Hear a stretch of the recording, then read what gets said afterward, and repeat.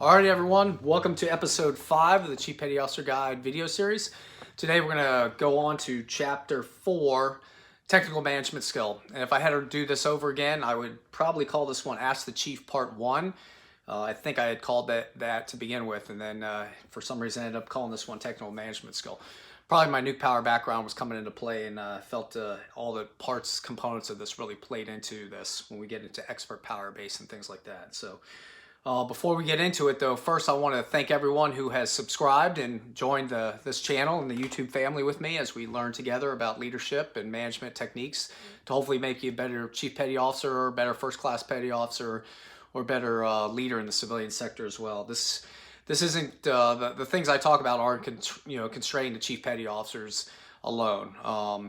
They have their unique culture and attributes, but you can learn if you're a civilian in an organization as well. So I hope you find these useful. If you haven't subscribed yet, please subscribe and follow so you get those notifications on when new videos are in here.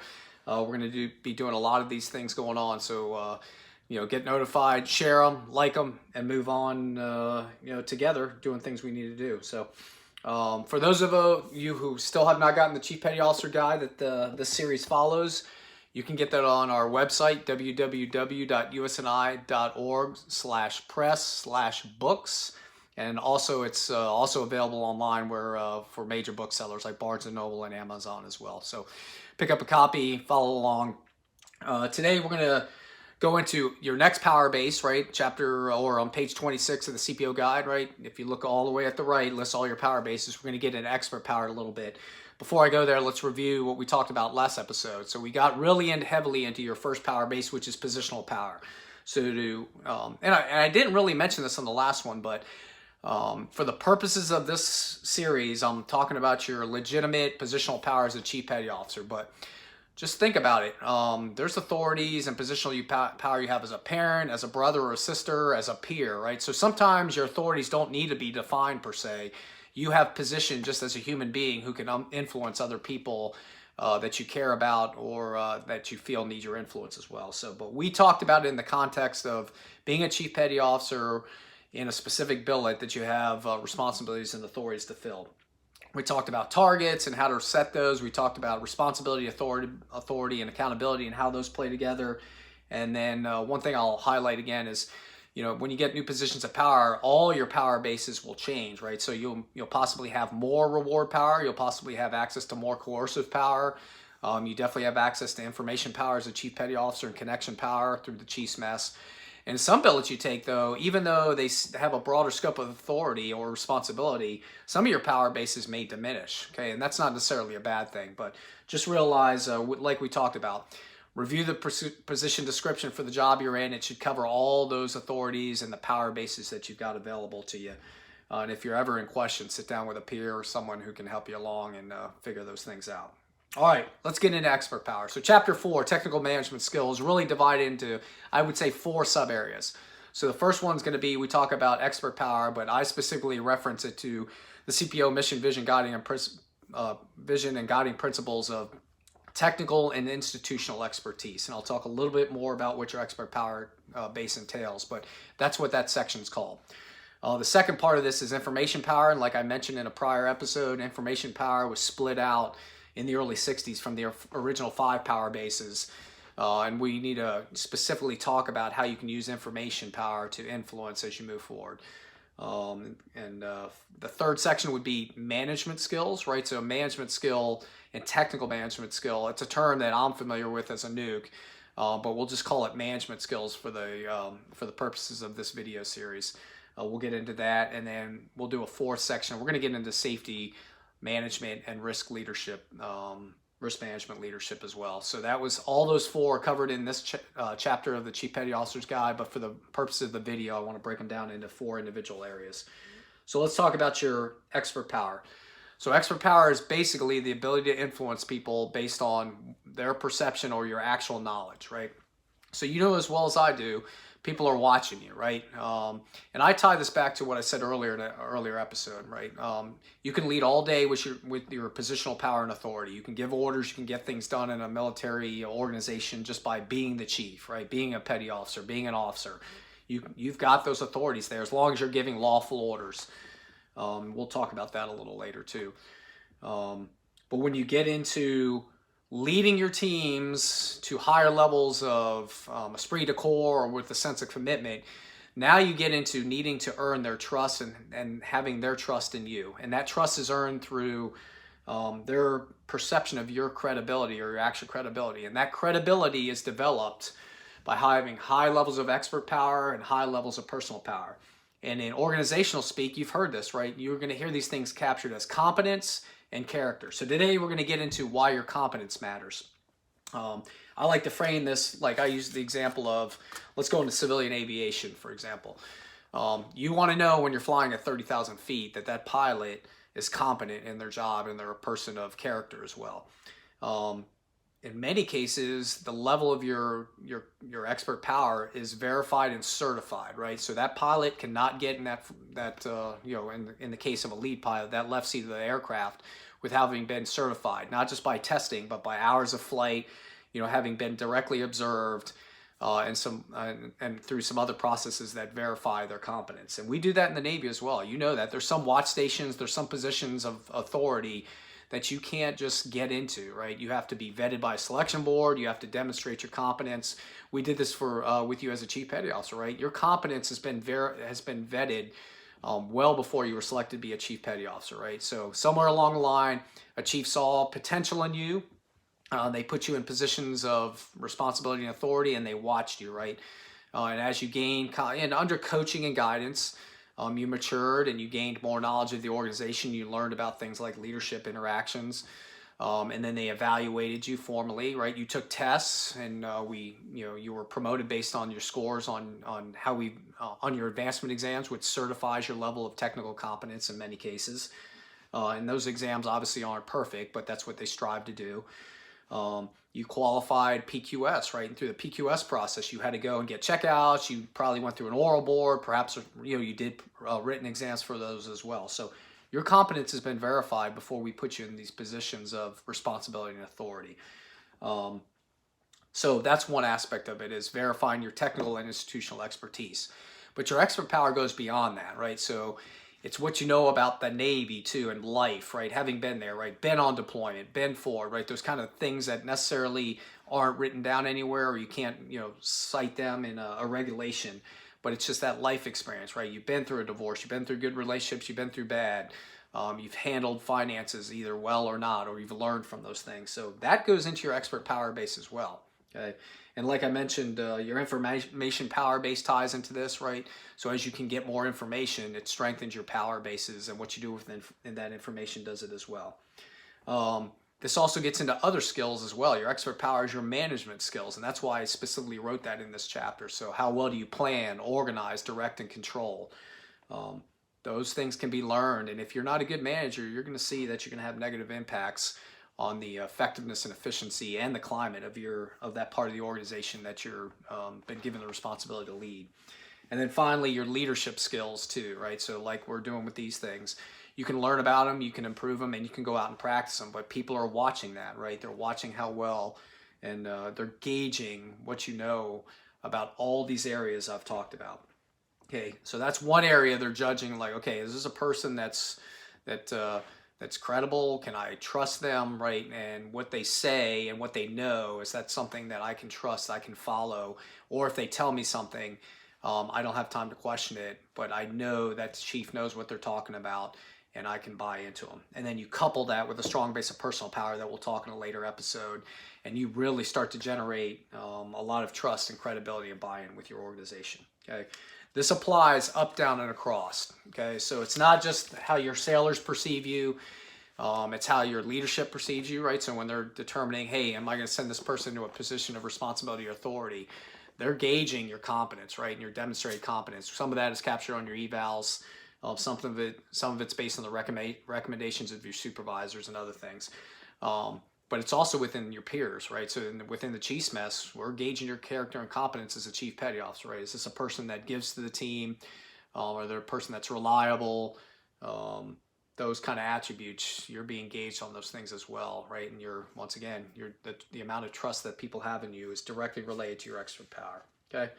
So let's talk about expert power and some of the specific points on it. I already mentioned how it's tied to your responsibility and the amount of authority that we give to you. So, doctors, lawyers, all these kind of certified professionals, um, their their their expert power is measured and it's tested, right? And you don't get into positions of responsibility or authority, especially when you're going to kind of make decisions on your own, and not supervised, without having this vetted. Okay. It's been developing over your lifetime in your career. Okay, so since you went to school, all the way, actually since your parents started developing this in you, um, simple stuff like, hey, don't touch a hot stove, all the way up going through school, learning things, not just about life and about chemistry and physics and history, but about social skills, right? So all that stuff plays into this as well. Um, and it doesn't stop once you get initiated as a chief petty officer. So if you think like, hey, I'm the chief now, ask the chief, I got all this, you're going to find yourself, sailors will lose trust in you rather quickly. They expect that you stay knowledgeable on what's going on. You can't just rest on your laurels. And they may be learning faster and learning new things, right? A lot of technology, and especially in technical rates, your technology is rapidly turning over and changing. So you could be a chief petty officer and then get assigned to shore duty somewhere and then come back to the fleet. And guess what? You've been outpaced and you don't know. You're kind of irrelevant with your knowledge base because new systems are installed, new processes, procedures. You got to keep up on that stuff. And then, as you know, as I saw too, policies are constantly changing, right? That affect the professional development, the assignment and distribution, the family work-life balance of our sailors. So you got to keep up on that stuff by being knowledgeable. And that's why I talked about information power, reading the NAV admins and reading all the sources of information that come out that tell you when things have been changed, and that allow you to read the updates to the source document and keep your expert power high. Okay. New knowledge is related. So let's talk about as a chief petty officer. You're a chief, you get promoted to senior chief, master chief. As a chief, at all three of those levels, you're going to lead at what's called the direct level, right? So you're going to be leading directly through people. You're going to influence people at the unit level, tactical level, to get things done. But as a senior chief or master chief, you're going to move up into new positions, possibly called executive level leadership, working in the command triad, or strategic level leadership when you're working on a flag staff. And this just isn't reserved for command master chiefs. We have rated master chiefs out there that are working at the executive and strategic levels of management. So to do well there, you need to learn things. You need to learn how organizations do things, how organizational systems and processes shape behavior. You need to understand broader risk management. You need to understand things like normalized deviance, right? How does the Navy, program, plan, and budget, right? You need to have an understanding of what a CR does to the organization. So clearly, those are things that a chief petty officer that doesn't necessarily focus on day to day to get done what they need to get done. But if you're going to really be able to contribute with some credibility at the high levels of the organization and some of these other positions, your knowledge base is going to have to increase, and you're going to have to, in many cases, do a lot of self-learning. Okay. And finally, I'll talk to you. You own the strength of this power base. Okay. You can invest in it and you can build it up. And you should be doing that. It's not like you should be doing those things, but you can also let it erode and become irrelevant. So if you grow your base, your credibility only gets stronger. If you let it weaken by constantly demonstrating you don't know what you're talking about, you're going to find that, sailors may have to do what you say, but they're going to do it with an amount of cynicism, and they're definitely going to be talking behind your back that, hey, chief doesn't know, or hey, can you believe what chief just said? Remember, they've got access to information on social media now, the people you lead. So their expert power base, in many cases, can be as high as yours. So you may say things that they are raising an eyebrow at.